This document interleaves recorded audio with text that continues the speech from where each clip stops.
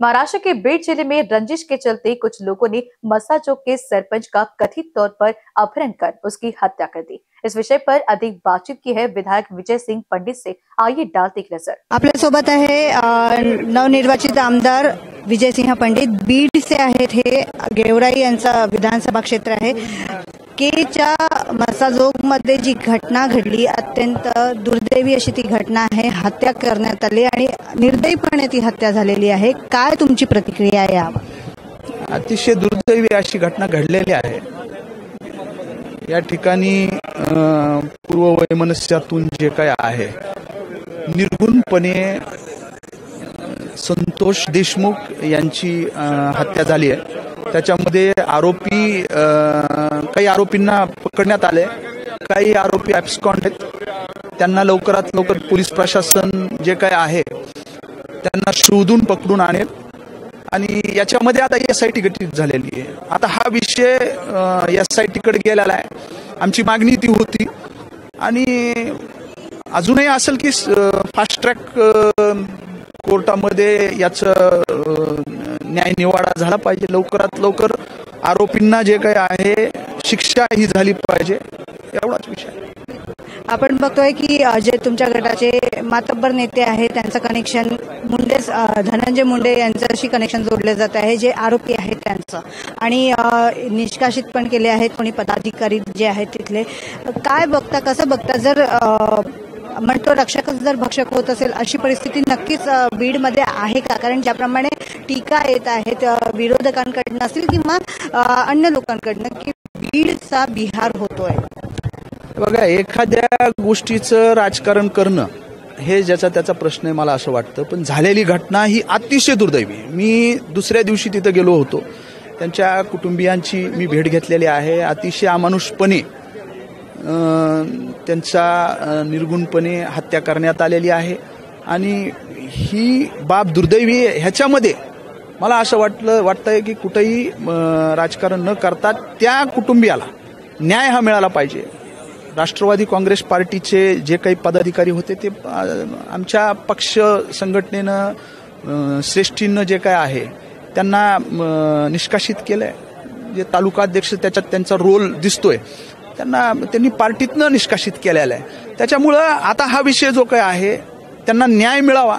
लहान मुलगा आहे, लहान मुलगी आहे, ते जे काही कैलासवासी संतोष देशमुख आहे त्यांच्या कुटुंबियाला न्याय मिळाला पाहिजे। कठोरात कठोर शिक्षा ज्यांनी कुणी हे दुष्कृत्य केलंय त्या ही शेवटी प्रवृत्ती आहे, ही अपप्रवृत्ती, या अपप्रवृत्तीला ठेचण्याचं काम कायद्याच्या मार्गानं हे झालं पाहिजे, या मताचा मी आहे।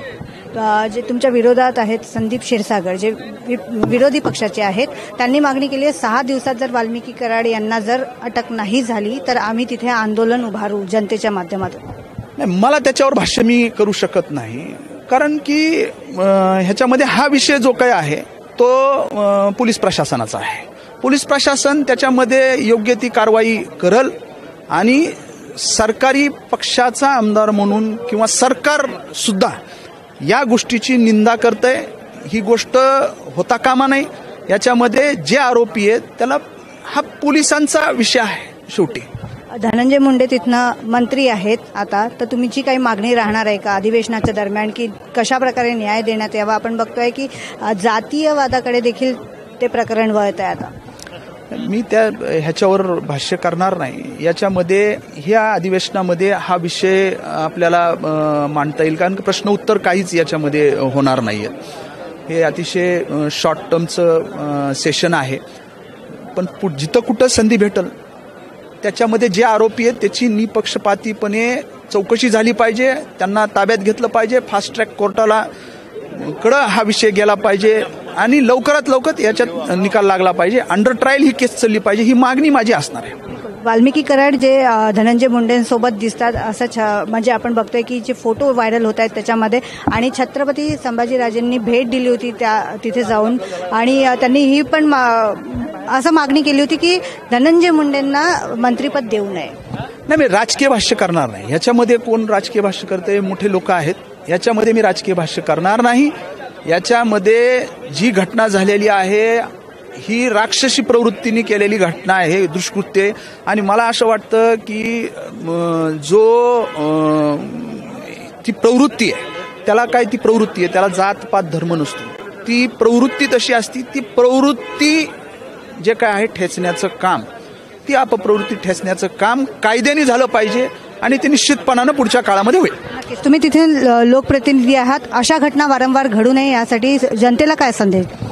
मी सांगाल की मला असं वाटतं लोकप्रतिनिधींनी याच्यामध्ये कुठंही राजकारण होता कामा नये. याच्यामध्ये जे झालेली घटना ही अतिशय दुर्दैवी आहे. आपल्यातला एक, आमच्यातला एक, आमच्या कुटुंबातील एक सदस्य त्या ठिकाणी त्याची निर्दयीपणे हत्या झाली आहे. याच्यामध्ये बाकीच्या गोष्टी करत बसण्यापेक्षा त्यांना न्याय कसा भेटल आणि जे खरे आरोपी आहेत त्यांना कसं पायबंद करता येईल एवढाच विषय झाला पाहिजे. ह्याची काही तारतम्य आमच्यासारख्या लोकप्रतिनिधींनी पाळलं पाहिजे. आणि शेवटी जनता ही आमच्या ह्याच्यावर आहे. एक आम्ही जनतेचे 3.5-4 लाख लोकांचे प्रतिनिधी म्हणून पाहतो. आमच्या एखाद्या गोष्टीवर, एखाद्या ऍक्शनवर त्याच्या जनतेमध्ये चांगला वाईट असा एक मेसेज जात असतो. याचं तारतम्य आम्ही पाळावं. जनता ही सुज्ञ आहे आणि संवेदनशील आहे. जनता सगळ्या गोष्टी जे काही आहे संयमानं वागत असते. फक्त आम्ही आमचं तारतम्य पाळलं पाहिजे. एवढंच, एक आचारसंहिता आम्हाला असली पाहिजे, एवढा विषय आहे. तर हे होते विजयसिंह पंडित. आपण बघितलं की केजच्या मसाजोगमध्ये जी घटना घडली आहे त्याच्यावर न्याय मिळावा अशी यांची मागणी आहे. कॅमेरा पर्सन सुभाष बुटलेसोबत मी क्षितिजा देशमुख, BCN न्यूज, नागपूर.